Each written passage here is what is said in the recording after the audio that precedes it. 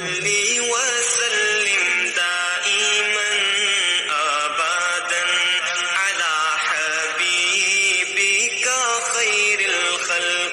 علیکم ورحمۃ اللہ وبرکاتہ۔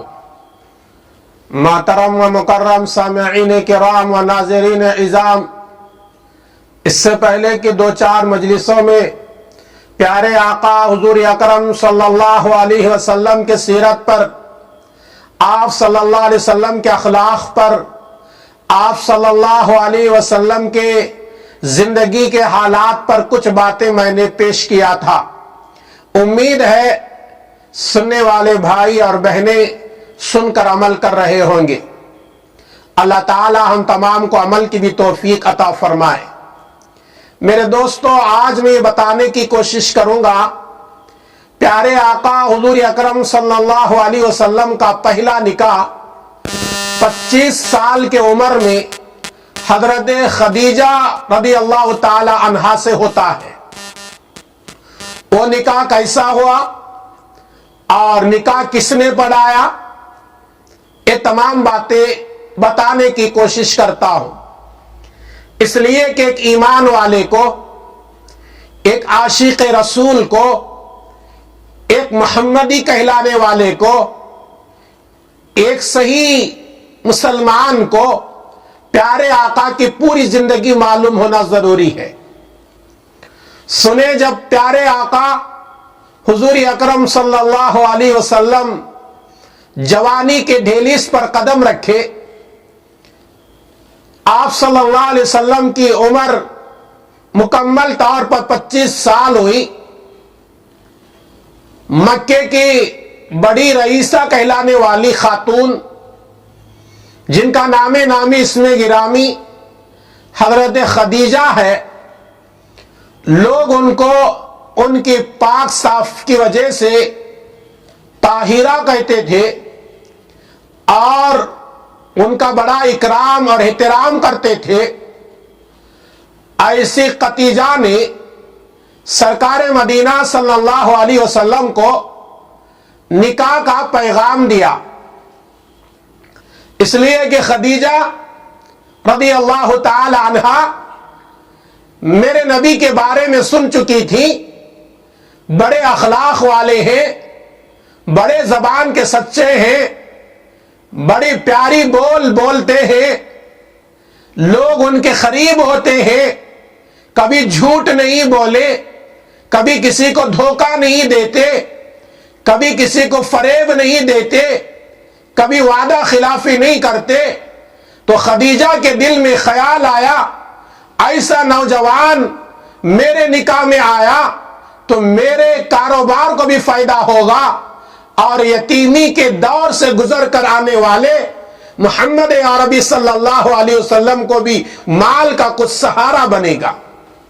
اس لیے خدیجہ رضی اللہ تعالی عنہا نے 25 سال کے عمر میں میرے نبی کو ملک شام کو تجارت کے لیے بھیجتے ہیں، اے محمد یہ مال لے کر جاؤ ملک شام کو، وہاں تجارت کر کے آؤ، جو فائدہ حاصل ہوگا آدھا میرا رہے گا آدھا تمہارا رہے گا۔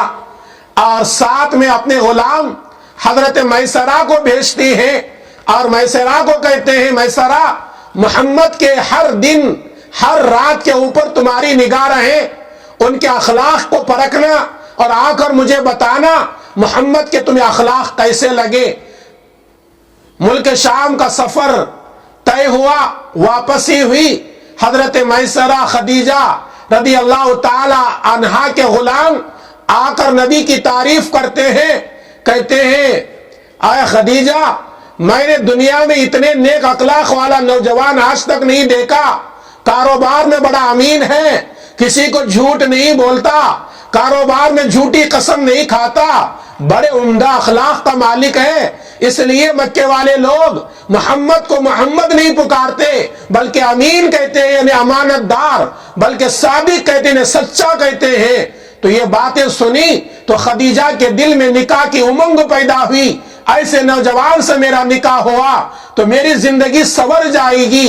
اس لیے کہ خدیجہ رضی اللہ تعالی عنہا نے 40 سال کی عمر میں ایک خواب دیکھا تھا، اور وہ خواب کی تعبیر حضرت خدیجہ کے چچا زاد بھائی ورقہ بن نوفل نے یہ دی تھی۔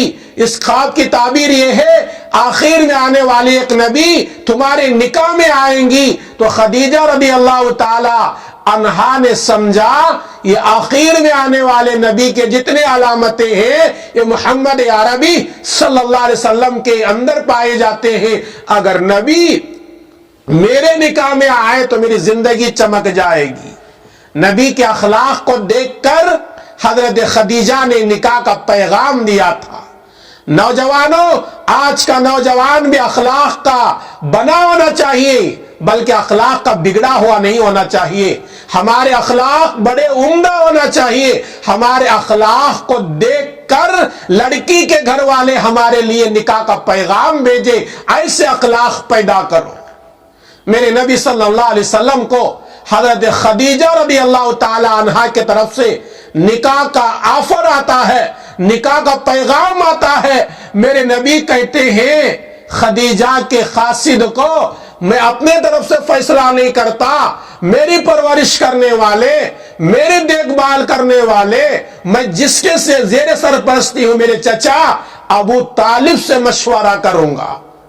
میرے نبی کے ماں باپ نہیں، باپ کا تو انتقال پیدائش سے پہلے، ماں کا انتقال 6 سال کے عمر میں، دادا کا انتقال 8 سال کے عمر میں، اور پرورش کرنے والے چچا ہیں۔ جب نکاح کا پیغام آتے ہیں، محمد عربی خود نکاح کے پیغام کو قبول نہیں کرتے۔ میں تو تیار ہوں لیکن میرے چچا سے مشورہ کروں گا۔ آج کا نوجوان میرا بھائی، آج کی نوجوان میری بہن یا میری بیٹی اتنی بگڑ گئی ہے، وہ نکاح کا فیصلہ خود کر لیتی ہے۔ افسوس کی بات ہے وہ ماں باپ سے مشورہ نہیں کرتی، اپنے بھائیوں سے مشورہ نہیں کرتی، اپنے خالہ سے مشورہ نہیں کرتی، اپنے بڑوں سے مشورہ نہیں کرتی، اپنے زندگی کے شریک حیات کو خود انتخاب کرتی ہے۔ ارے وہ عمر میں جہاں بازار میں جا کر اچھی چیز کون سی، خراب چیز کون سی، تمہیں تمیز کرنے کا تمہیں ملکہ پیدا نہیں ہوا۔ تمہاری زندگی بھر ساتھ رہنے والا شریک حیات کو انتخاب تم خود کر رہی ہو، تم ایک خسارے میں جا رہی ہو، ایک کھڈے میں جا رہی ہو، اور ایک تمہارا قدم ایک گناہ کی طرف بڑھ رہا ہے۔ نکاح کا پیغام آنے کے بعد لڑکوں کو بھی چاہیے اور لڑکیوں کو بھی چاہیے اپنے ماں باپ سے مشورہ کریں۔ ماں باپ دنیا میں نہیں، انتقال کر چکے ہیں۔ جو ہمارے سرپرست ہوں گے، ہمارے ماما ہو، ہماری مامی ہو، ہمارے بہن ہو، ہماری خالہ ہو، ان لوگوں سے مشورہ ہونا چاہیے۔ میرے نبی کے پیارے اخلاق دیکھو، میرے نبی کو نکاح کا پیغام آتا ہے، میرے نبی خود قبول نہیں کرتے، کہتے ہیں کہ میرے چچا ابو طالب سے مشورہ کریں گا۔ ابو طالب سے مشورہ ہوتا ہے۔ ابو طالب کہتے ہیں بھتیجے محمد، خدیجہ تو بڑی پارسا ہے، بڑی نیک ہے، لیکن وہ 2 شوہروں سے بیوہ ہو چکی ہے۔ ہو گئی تو کیا ہوا، نکاح کا پیغام آ رہا ہے بھتیجے، میں تو تیار ہوں، اگر تم خوشی سے قبول کرتے ہو تو نکاح کرنے کے لیے میں تیار ہوں۔ محمد عربی صلی اللہ علیہ وسلم بھی تیار، حضرت ابو طالب بھی تیار ہوئے۔ حضور اکرم صلی اللہ علیہ وسلم حضرت ابو طالب اور حضرت حمزہ جو رسول اللہ صلی اللہ علیہ وسلم کے دوسرے چچا ہیں ان کے ساتھ اور چند رشتہ داروں کے ساتھ حضرت خدیجہ کے گھر پہنچے، اور حضرت خدیجہ سے آپ صلی اللہ علیہ وسلم کا نکاح ہوا۔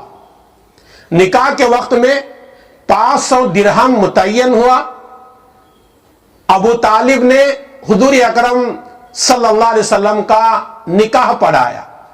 نکاح کس انداز سے پڑھایا اللہ بہتر جانتا ہے۔ وہ زمانے کے رواج اور طریقے کے مطابق ابو طالب نے سرکار مدینہ صلی اللہ علیہ وسلم کا نکاح پڑھایا۔ جب نکاح ہوا تو پیارے نبی کی عمر 25 سال اور حضرت خدیجہ کی عمر 40 سال، اور حضور اکرم صلی اللہ علیہ وسلم جب تک خدیجہ زندہ رہی دوسرا نکاح نہیں فرمایا، اور آپ صلی اللہ علیہ وسلم حضرت خدیجہ سے بہت محبت کرتے تھے۔ ان کے انتقال کے بعد ان کی کوئی سہیلی سرکار مدینہ کے گھر آتی تو حضور اکرم صلی اللہ علیہ وسلم ان کے ساتھ ان کے سامنے خدیجہ کا یاد کر کے آنکھوں سے آنسو بہاتے۔ اتنی محبت سرکار مدینہ صلی اللہ علیہ وسلم حضرت خدیجہ سے کرتے تھے۔ یہ چند باتیں تھیں جو حضور اکرم صلی اللہ علیہ وسلم کا پہلا نکاح خدیجہ سے ہوا، اس کے متعلق میں نے عرض کیا۔ آئیے اللہ تبارک و تعالیٰ سے دعا کریں گے، اللہ تبارک و تعالیٰ مجھے بھی، میری ان باتوں کو سننے والوں کو اور ساری امت محمدیہ کو پیارے آقا حضور اکرم صلی اللہ علیہ وسلم کے طریقے کو اپنانے کی توفیق عطا فرمائے، آمین۔ السلام علیکم ورحمۃ اللہ وبرکاتہ۔